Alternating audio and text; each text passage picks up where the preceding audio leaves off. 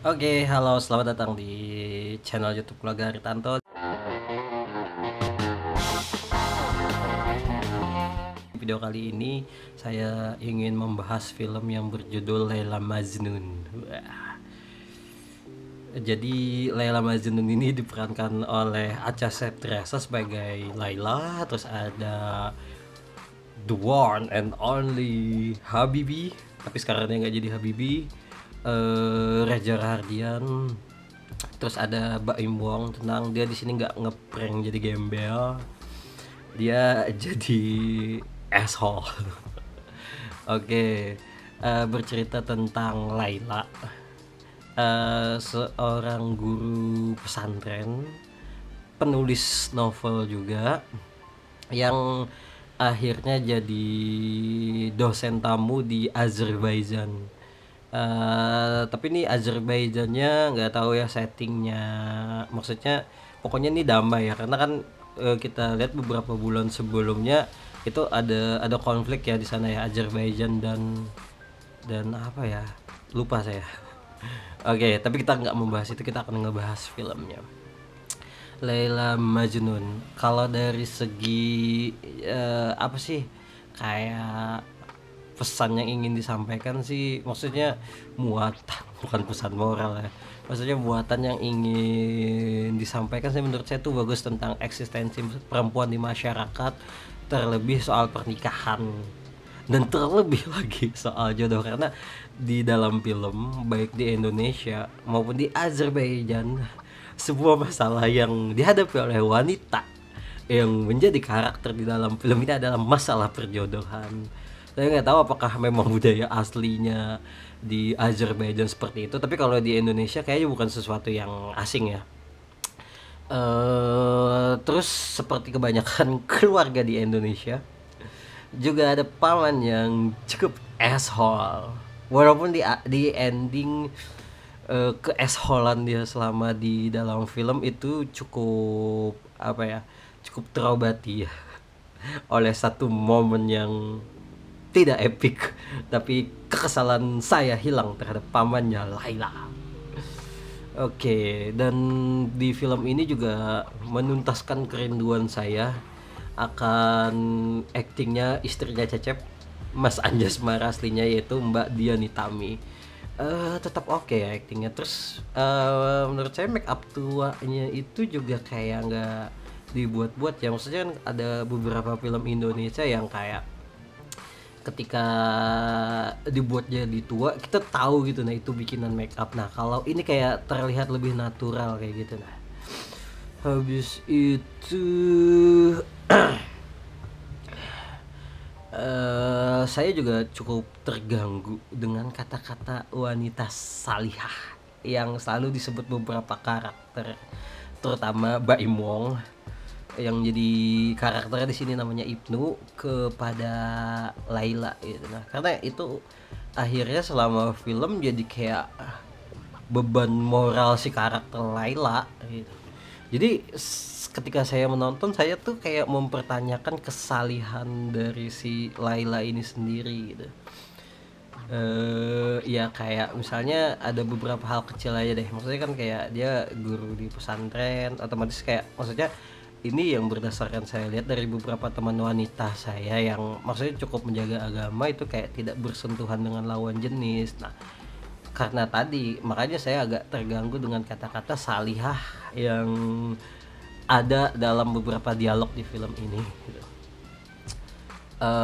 Terus yang cukup ganggu juga di Laila Majnun ini adalah ketika Laila datang, maksudnya jalan-jalan di Azerbaijan, terus dia ngeliat patungnya siapa ya, saya lupa itu, kalau nggak salah penulisnya Laila Majnun deh,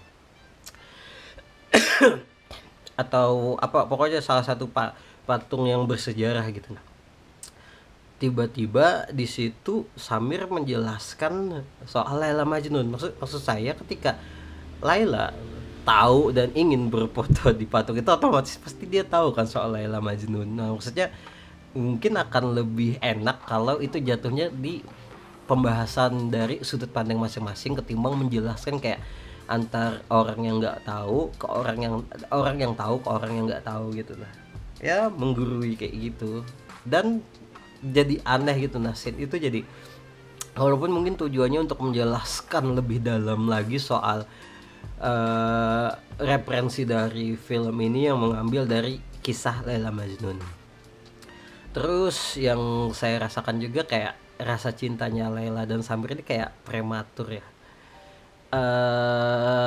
Walaupun akhirnya di menjelang ending cukup terjelaskan kenapa Samir awalnya kan Samir tuh kayak ngejar-ngejar Laila kan. Saya cukup penasaran, maksudnya dalam waktu yang sesingkat itu kok dia bisa bucin itu gitu. Tapi ternyata itu terjawab ketika ada salah satu scene waktu dia masih di Indonesia dan datang ke, apa ya, kalau penulis ngadain acara terus pembacanya minta tanda tangan, nah sejenis acara kayak gitu. Cuma ketika scene itu ada tulisannya cuma kayak saya tunggu kamu di negara saya gitu kan, dan akhirnya dan si Samir lagi janji itu, tapi kan bukan janji untuk saling mencintai kan, cuma untuk datang ke negaranya. Jadi maksudnya rasa cintanya itu karena apa kayak gitu. Nah terus hubungan Laila dan Samir juga kayak terasa prematur banget gitu, kayak saya gak percaya gitu nah dalam momen-momen yang cuma kayak gitu. Terus eh, interaksinya juga tidak terlalu kuat, dan dalam keadaan Laila ini sudah menyetujui untuk dipersunting Ibnu gitu. Nah maksudnya secara historis Laila itu lebih dekat ke Ibnu ketimbang si Samir. Apakah Samir itu jadi pelarian? Cuma yang jadi mengganggu adalah pas ending itu kayak kok kayak lebay banget kayak gitu, yang tahap rindu dan jatuh cinta itu yang di tahap lebay gitu. Nah sehingga kayak saya merasa rasa yang ingin ditampilkan itu berjarak, bahkan dialog-dialog kayak yang super bucin itu juga tidak, super bucin ala-ala puitis itu juga tidak membantu untuk membangkitkan rasa percaya saya atas hubungan asmara antara Laila dan Samir gitu. Cuma acting pemainnya sih cukup oke ya, kecuali yang artis-artis kayaknya dari Azerbaijan deh. Agak kaku, tapi mungkin masih bisa dimaafkan karena mereka kan memakai logat Indonesia, dan memang ceritanya mahasiswa Azerbaijan yang belajar budaya Indonesia cukup terobati. Tapi apakah akan sekaku itu gitu, nggak tahu ya, mungkin yang paham acting lebih bisa mengomentari. Terus ada beberapa hal yang cukup membuat saya bertanya. Jadi ada salah satu scene si Laila ini membaca bukunya di hadapan banyak orang kayak gitu kan. Nah pas pembacaan buku itu, jadi kan si Lailanya itu pakai mic kan. Nah otomatis kan dia baca novel bikinan dia itu kan pakai mic. Nah otomatis kan dia bahasa Indonesia kan, karena dia memang nggak bisa bahasa Azerbaijan gitu. Cuma jadi karena dia pakai bahasa Indonesia otomatis ada translator kan. Cuma si Laila pakai mic, translatornya enggak. Maksudnya ya udah dua-duanya aja enggak pakai mic. Kenapa sih cuma Lailanya aja? Sedangkan orang Azerbaijan, karena kan tuh hampir sebagian besar yang nonton itu kan orang-orang Azerbaijan kan. Ya harusnya yang translator malah yang pakai mic, atau dua-duanya yang pakai mic gitu, nah bukan salah satunya. Terus juga yang salah satu yang mengganjal dalam pikiran saya, ada scene ketika si Samir datang ke Indonesia untuk jadi dosen tamu, dan secara kebetulan di pesantrennya Laila, dan tahu dia ngajar apa, soal Wali Songo.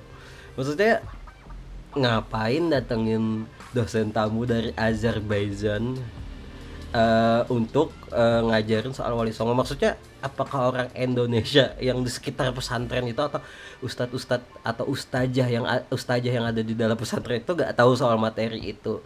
Kalau misalnya tentang Islam di Azerbaijan atau kayak Islam di Eropa itu masih masuk ya.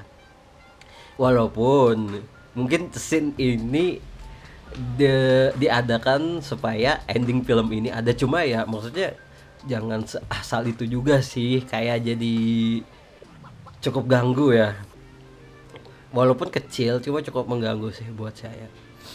Terus ending dalam dalam film ini juga ganggu parah. Tiba-tiba langsung jadi kayak film gangster Hong Kong kayak gitu-gitu kan.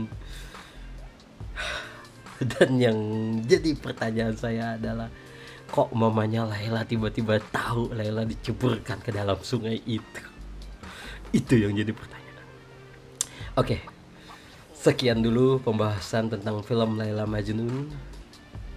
Semoga kedepannya lebih banyak film tentang romance yang bisa kita nikmati dengan nikmat dan penuh cinta.